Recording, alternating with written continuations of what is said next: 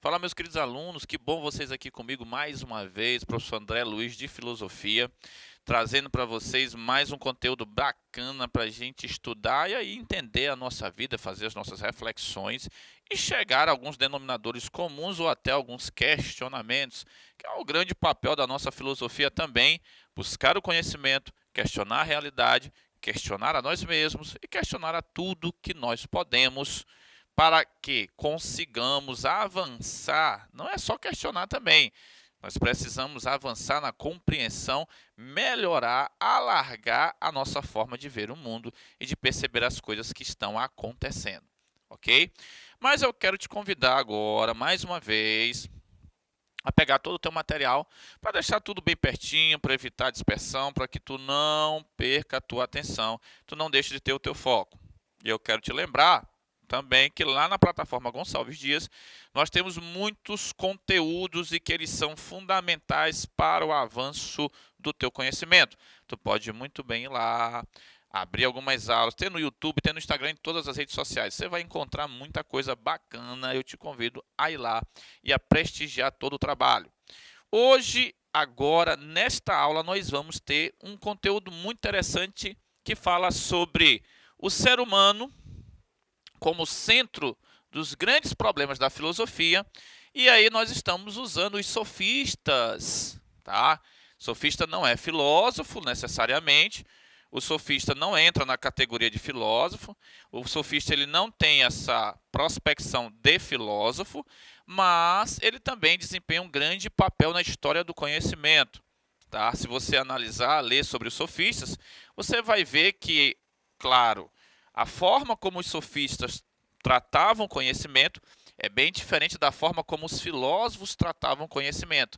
Mas eles também, obviamente, trouxeram uma possibilidade de um debate entre a filosofia e o ramo da sofística em relação à interpretação do ser humano, do conhecimento e, principalmente, da vida na polis. É válido lembrar a vocês que muitos legisladores da polis grega, ateniense, lá na Hélade, tiveram, claro, grandes estudos, grandes participações, grandes elaborações a partir dos próprios sofistas. Tá? Quando você estuda a democracia da Hélade ateniense, você percebe, obviamente, que os sofistas desempenharam um grande papel, mas existia também o discurso da filosofia. O discurso da filosofia vem e aí vai contrastar, vai necessariamente trazer uma nova visão, uma nova interpretação sobre aquilo que os sofistas falavam ou tentavam impor como a sua forma de interpretar as coisas. Nós vamos aqui observar que os sofistas tratavam deste elemento humano e os primeiros filósofos, os socráticos, também. Cada um com uma visão diferenciada. E nós vamos perceber onde está esta grande diferença. Primeiro em relação aos pré-socráticos e depois em relação aos socráticos propriamente ditos. Então eu te convido, vem comigo aqui, olha, presta atenção nisso aqui rapidinho. Os sofistas, eles são considerados sábios. A tradução da própria palavra sofia vem da sabedoria, lembra? Lá em filosofia você aprende que a palavra sofia se relaciona à palavra sábios. Aí tu vai dizer assim, professor, eu já ouvi, eu já li que eles são professores também. Eu prefiro não usar o termo professores. Por quê? Aí eu vou te explicar. Porque os sofistas têm um sentido pejorativo. Eles assumem um certo sentido assim, de até negatividade. Nós não olhamos eles com bons olhos. Então eu evito, porque senão eu estou falando de mim mesmo, que sou professor, e vou me comparar a isso. Eu não uso o termo professor para eles. Obviamente, eu sei que eles compartilhavam conhecimento e até vendiam para fazer isso. Tá? Não vou tirar isso. Eles também trabalhavam nesta mesma perspectiva. Mas eu prefiro não usar o nome professores para eles, para justamente evitar essa confusão, porque nós temos hoje professores, e nós não podemos ter essa visão tão negativa desta atividade tão nobre, que é a atividade dos professores, do qual também sou, do qual também estou. tá? Então eu prefiro sempre usar o termo sábios para eles. Esse termo é o que traduz a expressão sofista, sofia, da própria expressão lá que nós usamos para a sabedoria. Então a sabedoria está aqui inserida dentro desse processo. Os nossos queridos sofistas, como sábios, eles tinham um objeto de estudo. Você vai perceber que os nossos queridos amigos sofistas, eles têm um objeto de estudo bem definido. Este objeto de estudo, ele é fundamental para a compreensão da nossa aula, que se refere ao ser humano. Bom, nós temos no bojo da nossa aula o ser humano como problema filosófico. O ser humano como problema filosófico, ele só vai ganhar ares, importância e fundamento a partir necessariamente do que os sofistas trouxeram como debate. Aí os filósofos também vão querer debater a mesma questão. Os filósofos vão, a partir do que os sofistas trouxeram sobre o ser humano, criar uma nova interpretação bem diferente dos sofistas e com um alvo mais específico. Mas veja só, quem joga as cartas na mesa, quem traz esse debate ali de uma forma muito interessante, são os sofistas, tá? Os sofistas, por exemplo, com o seu grande objeto de estudo, que são as virtudes, olha só, essas virtudes, obviamente, para os sofistas, elas podem ser ensinadas. Olha só, o grande detalhe é que para os sofistas, essas virtudes, elas não são inatas. Elas não nascem conosco. Elas podem, sim, ser ensinadas. E aí é que entra o papel dos sofistas. Se as virtudes podem ser ensinadas, quem vai ensinar essas virtudes? Quem vai deflagrar esse conhecimento? Quem vai compartilhar, como eu prefiro usar a palavra compartilhar, o conhecimento para que essas virtudes possam surgir nesses grandes legisladores, nos cidadãos, naqueles que tinham até muito dinheiro para pagar, porque era caro o negócio. Quem vai ter grande importância? Obviamente, os próprios sofistas. Se os sofistas são aqueles que estão dizendo que as virtudes são ensinadas, eles vão tentar fazer isso. Eles vão tentar cumprir, eles vão tentar se ocupar com este papel fundamental, correto? Agora, qual é o grande lance aqui? É que eles estão falando das virtudes. E aí, se eles estão falando das virtudes, você já sabe muito bem que quem detém virtudes são os seres humanos. Então, aqui entra o ser humano, olha só, como grande elemento que ocupa grande parte do pensamento dos sofistas, tá certo? Olha só, o raciocínio é muito simples. O que eles estudam? As virtudes. Quem é que detém virtudes? Obviamente, os seres humanos. Então, os seres humanos estão aqui por tabela dentro da preocupação dos sofistas. Aí tu vai dizer assim, mas André, como é que eu consigo perceber melhor isso? Veja só, se você pegar Protágoras, grande sofista, um dos maiores sofistas da face da Terra. Protágoras é um dos mais famosos.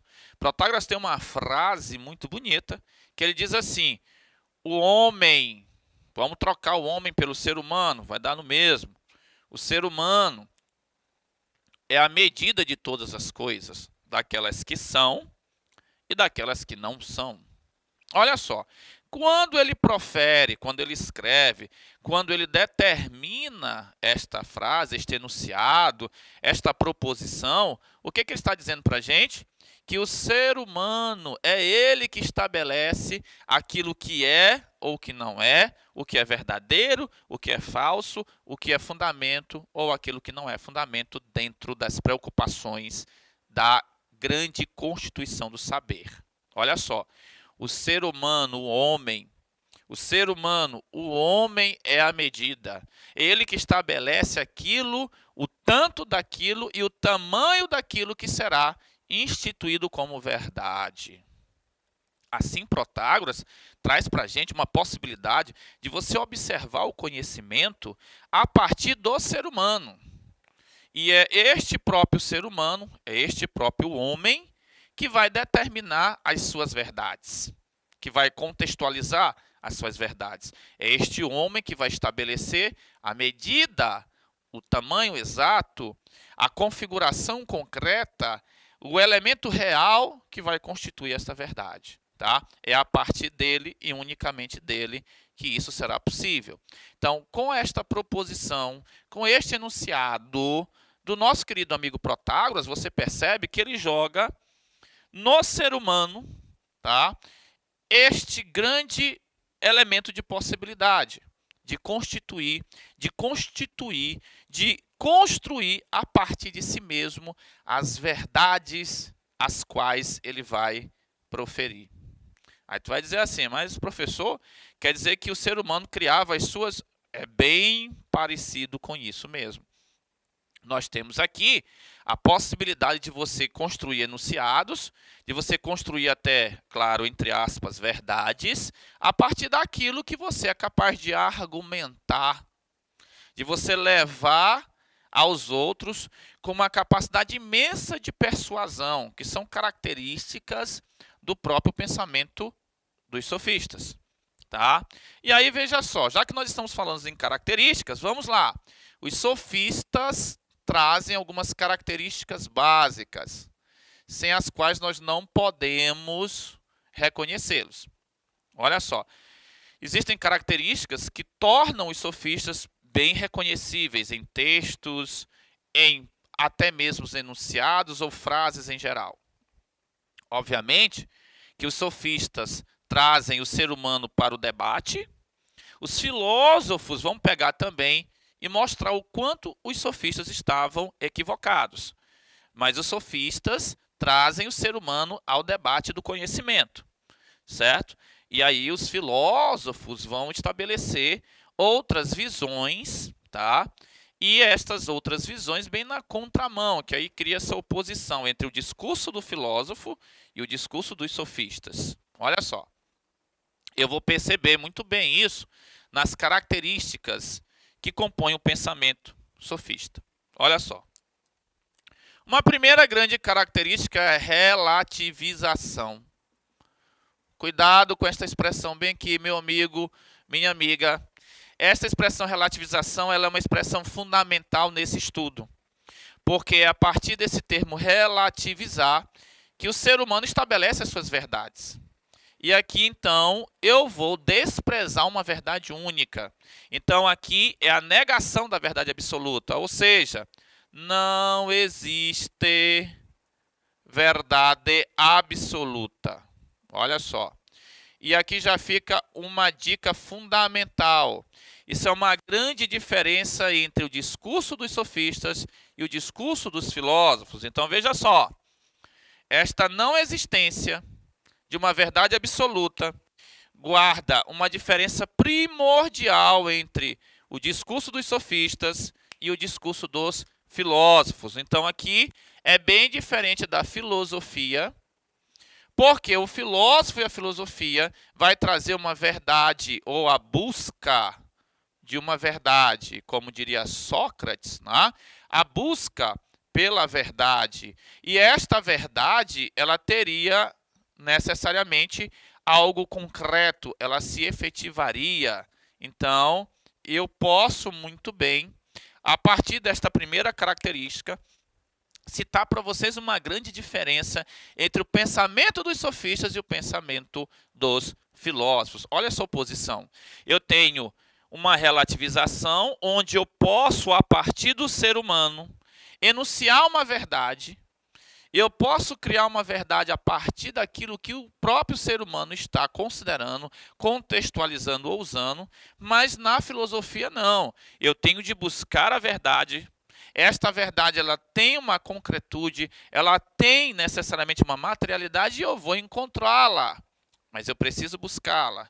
O interessante não é nem encontrar a verdade, mas talvez ficar reelaborando esta verdade por muitos e muitos elementos, como diria lá o método dialético socrático, por exemplo, mas ela precisa ser buscada, ela tende a ser única, ela tem uma concretude, ela tem um alvo primordial, não é como nos sofistas, em que eles deixam a entender Os sofistas até colocam de uma forma muito vaga, mas às vezes eles fazem com que nós interpretemos, ou trazendo uma interpretação de que qualquer coisa é verdade, basta eu saber argumentar para isso. E o ser humano é que constrói as suas verdades e que ela não depende do mundo do qual nós vivemos, ela depende de mim enquanto ser humano.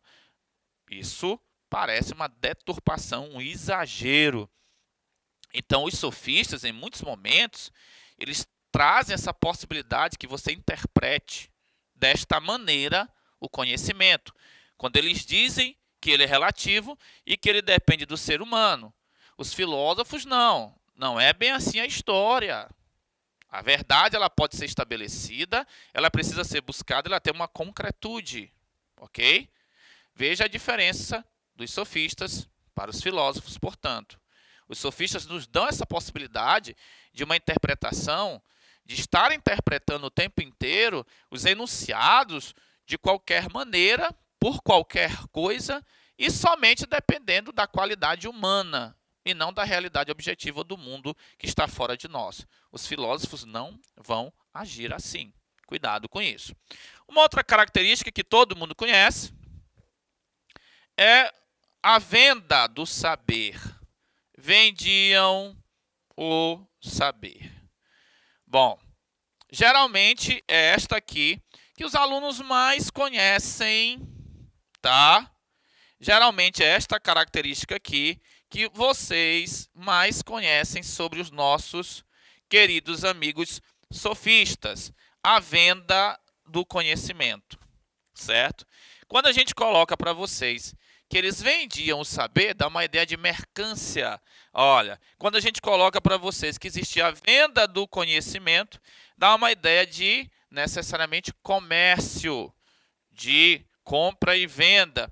Os filósofos não gostavam dessa ideia, não suportavam esta possibilidade de você usar o conhecimento como mercadoria.